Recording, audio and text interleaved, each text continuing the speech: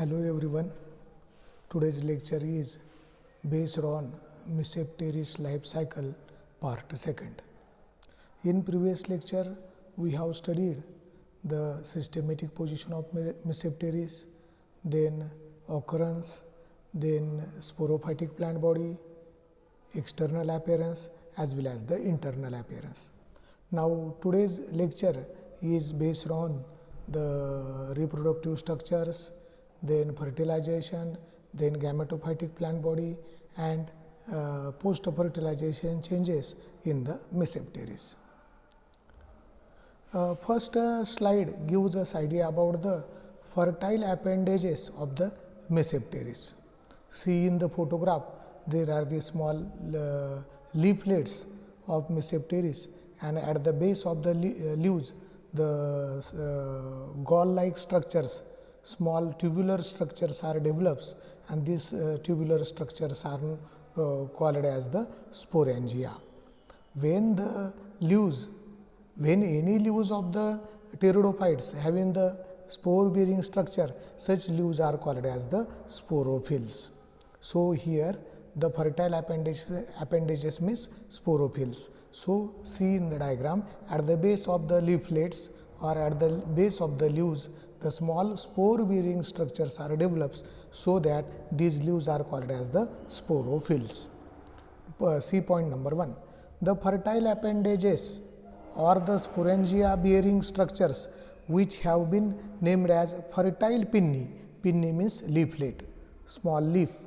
The fertile appendages or the sporangia bearing structures which have been named as fertile pinnae are usually commonly known as sporophylls. So these leaves having these sporangia called as the sporophylls.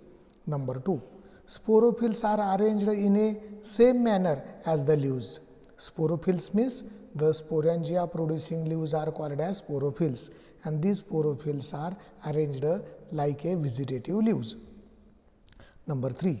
They can arise anywhere on the aerial axis. There is no any particular position of sporophylls. They can develops or arises everywhere on the aerial shoot. In Mesopteris lanceolata, they arise near the base of the aerial shoot. But in case of this species, lanceolata species, these sporophylls are developed at the base of the aerial shoots. Then sporophyll. See in the diagram, this is the diagram of the sporophyll. These sporophylls are developed by the shoot or apical stem of the Mesopteris. This stem produces the small stalk. That stalk elongates into the leaf or leaflet, and at the base of the leaflet, the bilobed structure is developed. That bilobed structure is nothing but the sporangium, and due to presence of the sporangium, that leaf-like structure is called as the sporophyll. Okay, means sporophyll is always attached to the stem. Then these sporophylls are green in color like a vegetative leaves or leaflets or pinnae, and at the base of these sporophylls, sporangia can be developed. Sporangia are bilobed structure, means at the same position two lobes or two lobes of the sporangia is there. Point number 1. Each sporophyll consists of a short lateral branch.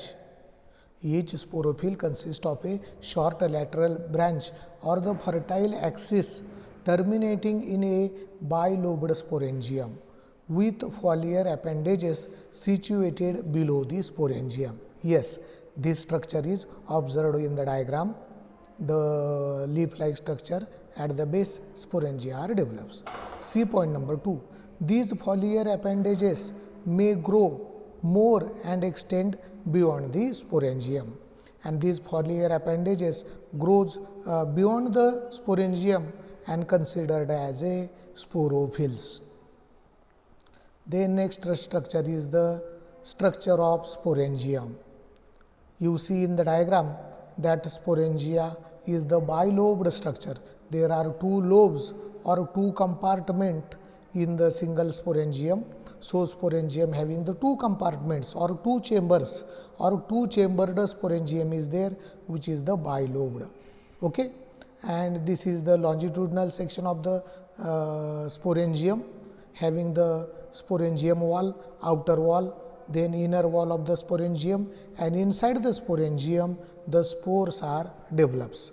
Okay, so this is about the very simple internal structure of the sporangium. See the description, point number 1.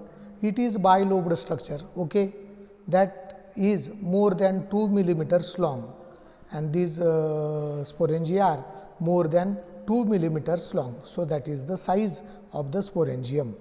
Number 2, the wall of the sporangium is made up of 3 or 4 layers. The wall of the sporangium is 3 to 4 layered. Number 3, there is no tapetum. Generally in sporangium, tapetum is present. That tapetum provides the nourishment to the sporogenous tissue, and that nourishment providing tapetum is absent in the sporangium. Okay, so the work of the tapetum is done by the inner wall of the sporangium. Number 4, in a mature sporangium, inner wall layers work as a sporogenous tissue. So in case of the sporangium, instead of tapetum, this work is done by the inner layers of the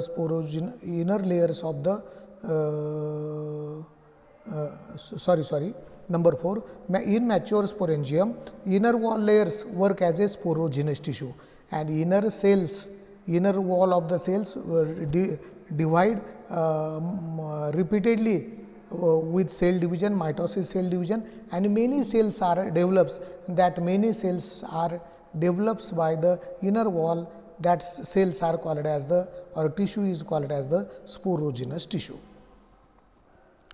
Number 4, sporogenous tissue means the tissue present before the development of spores in the sporangium, and sporogenous tissue is always spore mother cells. Sporogenous cells are always spore mother cells. Basically they are diploid, and after meiosis, haploid reduction, division, the haploid spores can be develops. Number 5, the sporogenous cells divide, and some of them function as spore mother cells. These sporogenous cells divides repeatedly with mitosis, and some of them works as a spore mother cells, whereas the rest degenerate and form the nourishing fluid, and remaining sporogenous cells which are not converted as a spore mother cell or function as a spore mother cells, they may be degenerate and converted into food material which are helpful for the sporogenous cells. Number 6, the spore mother cells undergo meiosis to form tetrads of spores. So in young conditions, spores are present in the tetrad condition.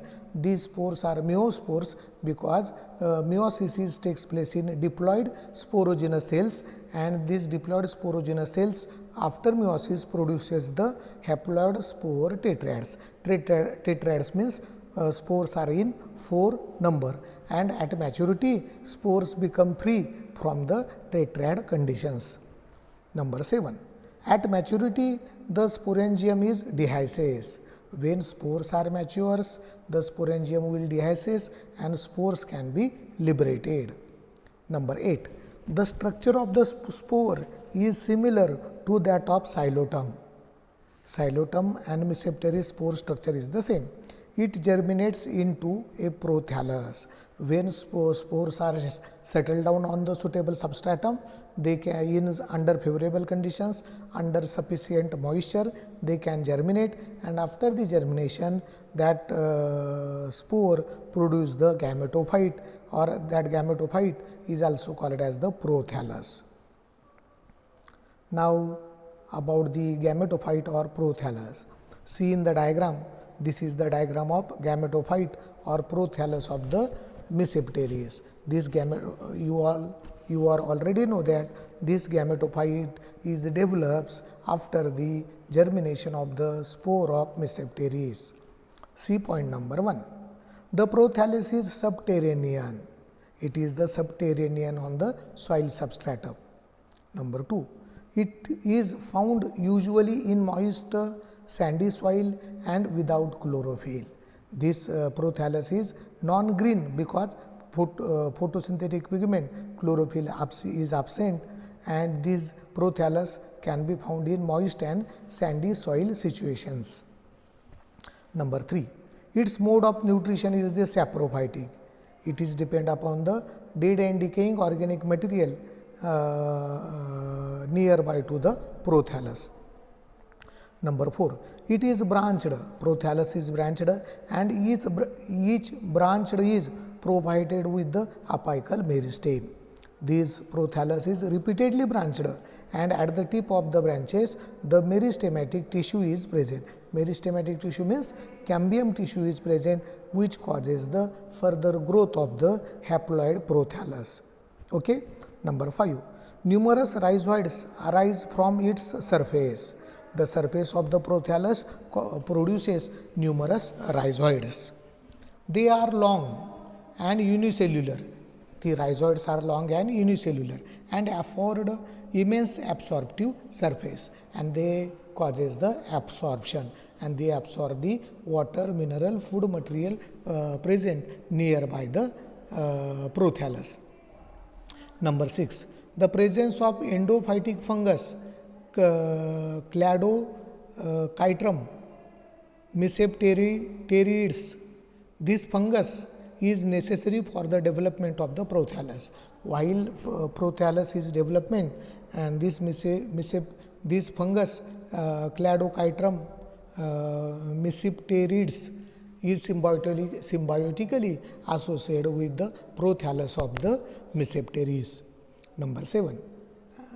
And this fungus is useful for the growth as well as the helpful for the absorption of water, minerals and food material to the prothallus. Number 7. Usually gametangia means sex organs. Gametangia means male gametangium antheridium, female gametangium is the archegonium. Usually gametangia means sex organs are distributed all over the surface of the prothallus. You see on the prothallus many antheridia, small black dotted structures are nothing but the antheridia and archegonia, and these antheridia and archegonia are distributed all over the body of the prothallus. Next structure is the antheridium. This is see photograph. Photograph is nothing but the photograph of matured antheridium. It is circular.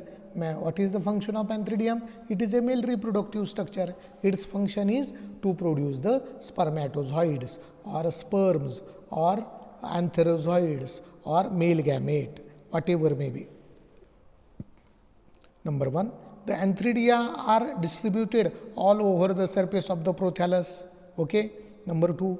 The antheridium is larger in size than the archegonium. The size of the antheridium is always larger than the archegonium. Number 3. It is almost spherical in shape. It is always circular in shape and is almost completely above the epidermal surface.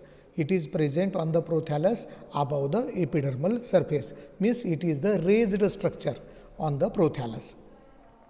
Number 4.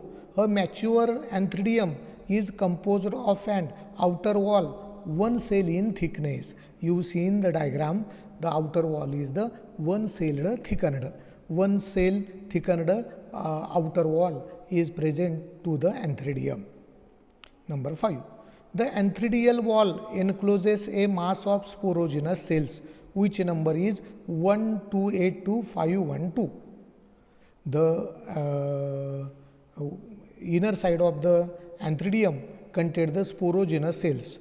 Spermatogenous cells. Spermatogenous cells means these are the mother cells of the sperm, mother cell of the male gametes, mother cell of the spermatozoid or antherozoid, and that cells number is 128 to 512.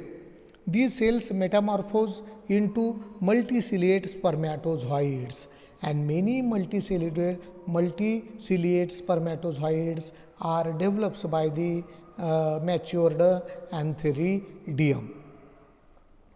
Now structure of the matured archegonium, which is the female reproductive structure. Both male and female reproductive structures are developed on the single prothallus. Okay, see in the photograph, the archegonium is the flask shaped structure. Basal solan structure is called as the venter, and upper neck like structure is called as the neck. Point number 1, their size is comparatively smaller than the antheridia and are produced in large number. The size of the archegonium is smaller than the antheridium. Number 2, archegonium neck is made up of 4 longitudinal rows of cells that project above the surface of the prothallus. This neck of the archegonium is projected above the prothallus, and venter is embedded in the prothallus, and the neck is made by 4 longitudinal rows of the cells. Number 3, the venter remains embedded in the tissue of the prothallus. Okay. Number 4, each row of the cell is 4-celled high. That is, neck consists of 4 tiers of 4 cells each. There is the 4 tier of the cells, and each tier or tier, whatever may be, the neck is made by 4 tiers of the cells, and each tier there are the 4 cells. This is about the neck structure.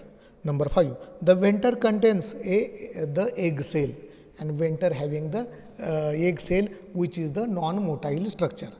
And in case of sperm or antherozoid, which is the motile structure, which is the multiciliate structure or flagellated structure or motile structure. So number 6, the neck encloses a neck canal which contains the 2 nuclei, and in case of the neck there are the 2 nuclei, and these 2 nuclei disappears at the time of fertilization, and only basal egg nucleus is fertile, and which causes the copulation with the male gamete or male nucleus present in the male gamete. Then the fertilization. Point number 1, at the maturity of the archegonium, the upper 3 tiers of the neck disorganize.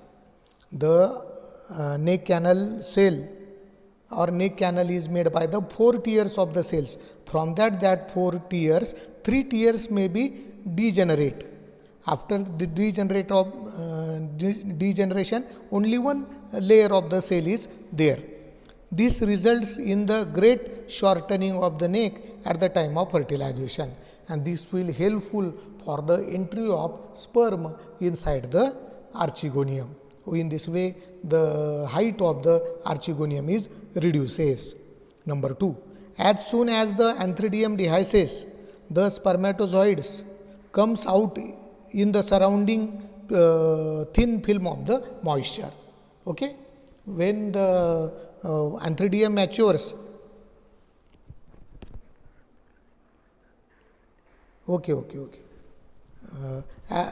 as soon as when the antheridium is matures, the spermatozoids or antherozoids come outside from the antheridium and with the help of the film of water. Number 3, they swim toward the archegonia by chemotactic mechanism. These spermatozoids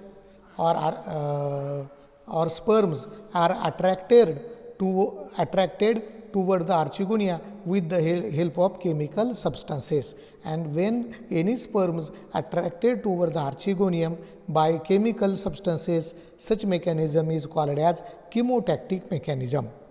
Number 4, they enter the open neck.